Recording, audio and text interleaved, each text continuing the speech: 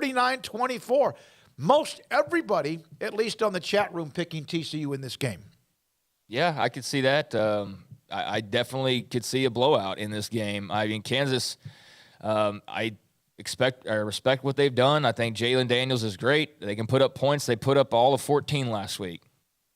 Put up 14 points. They won 14-11 last week. So I'm not super high on them going into this game. I think it's great. There's a sellout. I'm sure there will be a home field advantage, but I don't know. I don't know what to expect just quite yet. I don't have my pulse. I'll pick the game tomorrow, obviously, at some point, but I'm leaning TCU going into this one, and I might be a little high off the fumes of what we just saw them do against Oklahoma, and I don't know how good Oklahoma is really. Now we've seen them get smacked around twice in a row.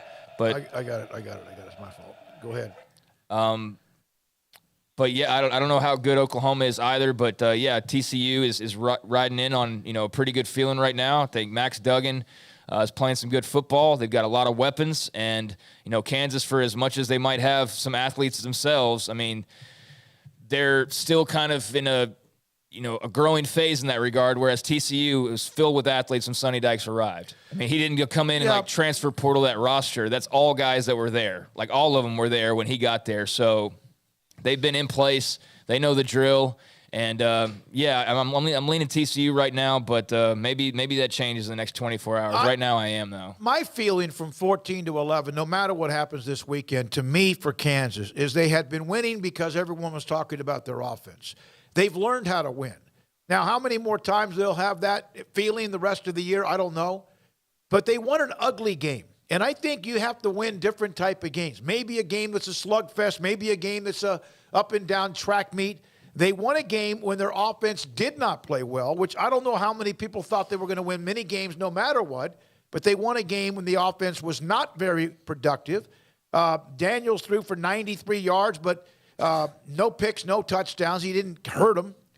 They didn't rush for a lot of yards, but they won the game. In fact, they just had, 213 yards of total offense in that game. I mean, I agree with you, but at the same time, for a team that's known for offense, they had 213 total yards. That's what I just said. Yeah. So, you're right. They found a way, but they found a way because Iowa State missed 3 field goals, and they lost by 3. They found a way because... Well, they would have found a way to lose that game in the past. Sure, yeah, I know I agree with you. I know what you're saying, but I'm not looking at it as like an optimistic view. You are, that's fine. I'm just looking at it as good for them. They eked one out, but I am a bit concerned in terms of...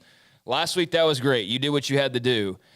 If the offense struggles again, I don't know that TCU is going to go miss 3 field goals, and I don't know that they're going to throw interceptions deep in the red zone like Hunter Deckers did. If they do, then, yeah, Kansas can probably afford to score 14 points and maybe win the game again. All I'm saying is I don't think that they can score 14 points and win again. That's good for them. They got TCU, no. Or again, yeah. That's all I'm saying is that, yeah, they eked one out. That was great, but I wasn't, impressed that they won the game. I was more... Quite frankly, not impressed with Kansas. I was poo-pooing on Iowa State of just how badly they muffed that game. But we heard how impressed we were that Baylor beat Iowa State, and it was in Ames. I get that. They held Kansas held Iowa State to 64 yards on the ground. Now, Iowa State's not running the ball very well. So it's to each his own. It's a beauty pageant. People look at it differently. My whole point is Kansas found a way to win, and your point is that you don't think they can do that again like that and win, and that's probably true as well as they move on for the rest of the year. I'm not saying that they can't do it. I'm just saying it's really unlikely that they're going to score 14 points and beat TCU, and TCU is going to miss 3 of 4 field goal attempts and throw. I mean, look, if they do that, then Kansas has a formula that's fantastic that they've stumbled on. I just don't think that that's sustainable. That's my point, and that's why I lean TCU in the game this weekend. I haven't made my pick, and I'm not so sure. Probably if I had to pick right now, the TCU explosiveness on offense, maybe that's going to be a 45-40 shootout, and KU gets things back together again. But they did also shut down Iowa State, despite the fact Iowa State just could not convert some opportunities when it comes to field goals. A couple more things from the chat room today. Carl Page, KU defense can't contain TCU, which is what Craig was just discussing. Tide Guy, I'm for Kansas, and the upsets continue 35-31.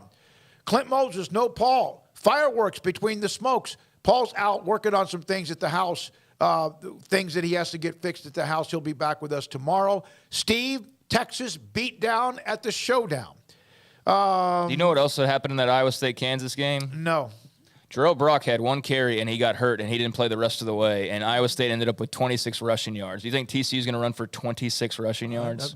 Every game is different, but most likely not, because they have crazy good speed, track speed, and that's what Sonny Dykes, of course, will take advantage of that.